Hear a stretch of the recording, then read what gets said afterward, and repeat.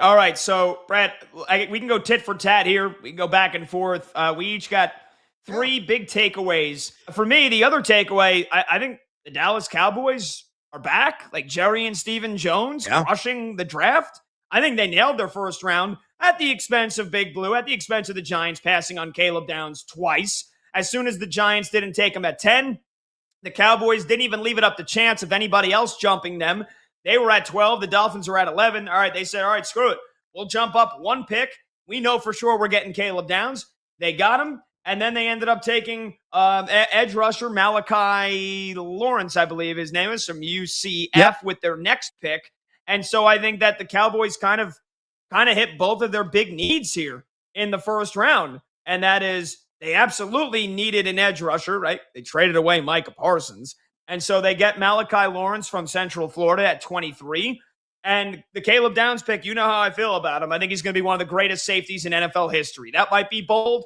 I don't care. I think he was awesome. And the fact that the Giants didn't get him and then Dallas gets him right after that, I thought it was an excellent first round for Dallas. They didn't screw around. They didn't fall into a sexy trap of, ooh, this receiver's still here. Or, ooh, we got to get this guy because he's still on the board. They knew what they needed, defense, and they went out and they executed it. We'll see how, see how these guys play. But I think just on paper, what they needed, what they were able to execute, getting Caleb Downs at 11, I thought it was an A for the Cowboys. I thought they crushed it. Totally agree. And I might have been in the steal of the draft. Caleb Downs falling to them at 11. A guy that was in the conversation, as you mentioned, for your G-men, possibly as high as number 5 overall. We thought maybe there was the possibility somebody's going to trade up into the top 10 and snag Downs. That didn't come into fruition.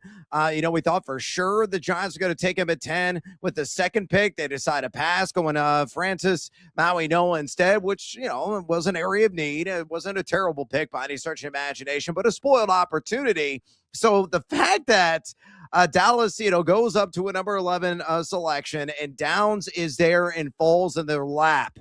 Holy mackerel. That was a gift from the football gods, to say the least. And I will say this, and this is my first top takeaway.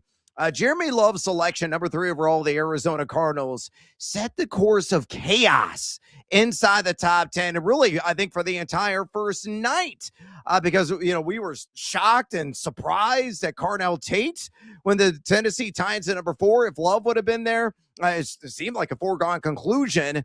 He would have been a member of the Tennessee Titans. We thought Arizona was destined to go with defense because that was a sore area of need. And, of course, you had Arvell Reese still available. He slides your Giants. I thought that was a tremendous value. Montour Delane then goes to the Kansas City Chiefs, who traded up. That was a surprise. Sonny Styles at 7. We thought maybe he was going to be in the conversation to go the G-men at number 5. He slips a couple of spots, goes to the intra-divisional rival, the Giants, and the Washington Commanders. Tyson was really the only selection that I foresaw coming. Him going to New Orleans at number 8. But chaos was the perfect description, the ideal adjective that applied to the top 10 last night. And it all started with that Jeremiah Love pick to Arizona, number 3 overall. Yeah, for sure. Chaos. That's a good way to describe it. By the way, speaking of chaos, Brad, we wondered for weeks leading up to the draft how many trades there might be in the first round. Look, a lot of them came at the end, and a lot of them were teams only jumping at two, 3 spots. They did happen. 8 first-round trades in totality last night.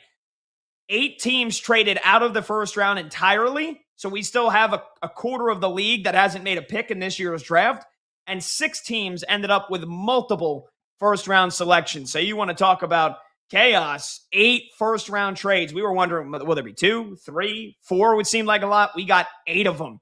My second big takeaway, you hinted at it in the open, Howie Roseman stealing Mekhi Lemon, the receiver from USC, right out from under the nose of Omar Khan and the Pittsburgh Steelers. There's the viral video by now. You see Mekhi Lemon pick up the phone, and you hear Omar Khan say, "Hey, Mekhi, it's Omar Khan, GM of the Steelers." And I think he had him on speaker because his whole family's going nuts. He's in the green room waiting to get drafted. He thinks he's going to be a Steeler, and then he gets off the phone with them, and you see him. They have the caption. He goes, "Why is Philly calling me?"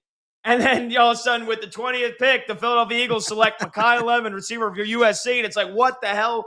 just happened. And I wondered at the time, I was like, why did the Eagles trade up 3 spots? Like, the Steelers going to draft a receiver? We thought maybe lineman. Hell, we thought going into the draft, maybe it was going to be Ty Simpson. And I thought for sure it was going to be lineman, either offense or defense. And they wanted Mekhi Lemon, and the Eagles jumped right in front of them. Philly is kicking Pittsburgh's ass. On the ice, the Flyers are up 3-0. And last night in the draft, Howie Roseman and the Philadelphia Eagles steal Mekhi Lemon right away from the Pittsburgh Steelers. And that was awesome in of itself. And it also, to me, officially signals A.J. Brown's days are over in Philly without a shadow of a doubt now. Yeah, that's the biggest takeaway from that side of things is A.J. Brown. I mean, it's practically the G word, the L word. I'm not going to say them because I'm going to jinx it, but A.J. Brown is going to be headed to Foxborough. It's going to happen as soon as the clock strikes midnight there on June 1st, and the day flips to June the 2nd, and a deal's going to go down. I think already the teams already have something in place. They have, the terms probably already reached. They're just waiting for the necessary money triggers to kick in.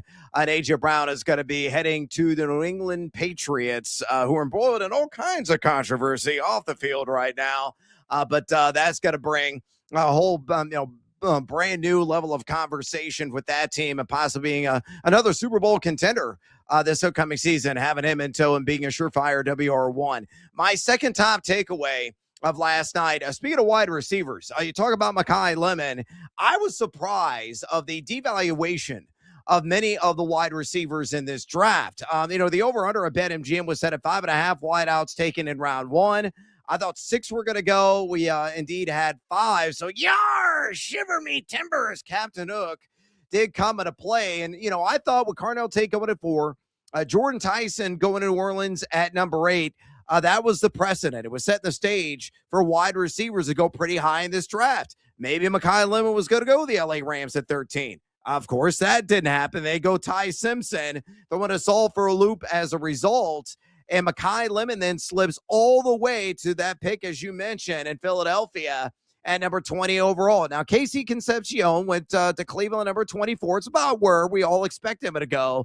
But the other guy that really fell in terms of overall value was Omar Cooper out of Indiana. Now, a lot of mock drafts had him being a top 20 guy, possibly going with the Jets inside the top 20, number 16 overall. Instead, they went Kenyon Sadiq. In his own way, he's a very versatile pass-catching weapon. So, check a lot of boxes there. Supreme run blocker as well. So the Jets decided to go in that direction, and they still got Cooper later on at number 30 overall. So that to me was a bit of a surprise. Lemon and Cooper slipping as far as they did. Lemon at 20, Cooper at 30. I thought both those guys would be well inside the top 20, and indeed that was not the case. Yeah, and I just had a gut feel that Omar Cooper would slide. He did slide, but he didn't slide out of the first round. So I think we're going to get a ton of receivers like in a row here to start the second round. Because you look at the guys here that are still available on the board in terms of the best available receivers, and I had it pulled up a second ago. Denzel Boston, who was projected to be a first-round pick by a lot of folks. Zachariah Branch, who I thought the Cleveland Browns might take because of his punt return and kick return specialties. Chris Brazell, another name from Tennessee that you thought maybe might find his way into the first round. Jeremy Bernard from Alabama is definitely going round 2. Malachi Fields, Antonio Williams.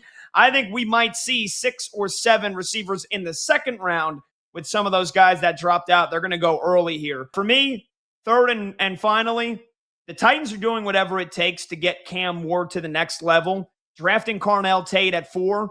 And I respect it. I think nowadays, it more so than ever, Brad, we've been having this conversation for a couple of years now, and I feel like the pendulum is only swinging in one direction. You have to get good quarterback play to win in this league. Offense is more important than ever, right? With the penalties that they call and the way the game is played, you need good quarterback play. And when you draft a quarterback to be your next face of your franchise, you got to give him all the weapons he can possibly have, whether that's coaching personnel, whether that's wide receiver help, whether it's offensive line help, or whether it's running back help. So now they get, in the offseason, Wan'Dale Robinson to pair with Calvin Ridley. And we thought maybe the Titans were going to take Jeremiah Love. Once he goes off the board at 3, they said, screw it. What's the next best thing? Let's get Cam Ward, a new receiver on the outside. Big Carnell Tate at 6'2", a big body that he can trust, he can rely on, and we can build around these two guys for the future here. And I respect it. I mean, it could fail, right? Carnell Tate could be a bust, but I mean, the pick at 4, I respect Tennessee doing whatever they can to make sure that Cam Ward reaches his potential. Yeah, I love that selection with Carnell Tate. Number 3 on my list, Jets,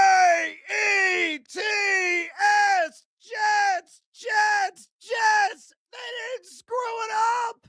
They absolutely nailed it. I thought they were the clear-cut winner on their 3 picks in round number 1. Going David Bailey out of Texas Tech to shore up that defensive line. Supreme edge rusher, guy that can gobble up running backs as well. Off tackle. And then they go with Kenyon Sadiq, who is a downright freak out of Oregon. Can do everything. Runs a 4.39 40-yard dash. A multi-dimensional weapon. Guy runs every branch in the route tree. And they did finish with Omar Cooper.